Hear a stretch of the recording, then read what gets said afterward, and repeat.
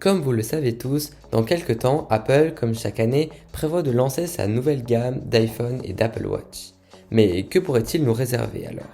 Tout d'abord, Apple prévoirait de lancer ses nouveaux iPhones en septembre, comme ses nouvelles montres connectées d'ailleurs. Il réunirait certainement la présentation de ses nouveaux produits en début de ce mois, comme à son habitude. Alors, à quoi s'attendre sur la gamme des iPhones? On pourrait s'attendre au lancement de 4 modèles, répartis en deux gammes, la Pro et la classique. Ainsi, les iPhone 14 Pro auraient le droit à une nouvelle puce, la A16 Bionic, et les 14 resteront sur la même puce que leur prédécesseur, la A15 Bionic.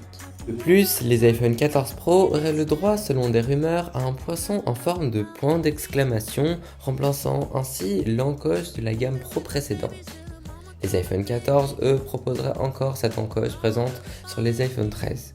Ainsi, on obtiendrait deux tailles d'appareil, les iPhones en 6,1 pouces, qui sont les iPhone 14 et 14 Pro, et ceux en 6,7 pouces, les iPhone 14 Max et 14 Pro Max. Ce qui permettrait aux utilisateurs d'avoir un plus grand écran sans payer avec un gros billet pour le plus cher.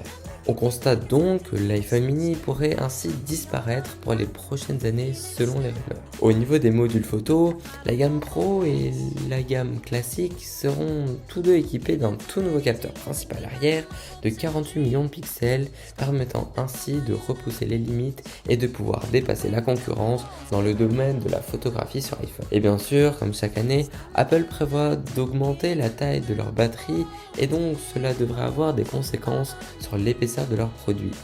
Une faible augmentation de cette épaisseur pourrait être ainsi envisagée et la batterie pourrait prendre de plus en plus de place dans le smartphone.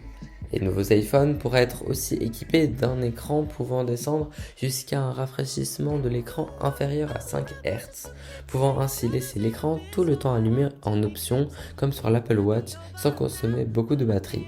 Et du côté de la gamme Apple Watch, des rumeurs laissent comprendre qu'un nouveau design pourrait être prévu avec l'apparition de bords plats sur ces appareils déjà présents depuis 2020 sur les iPhone 12, avec bien sûr une nouvelle puce la rendant plus rapide et optimisant donc mieux la batterie.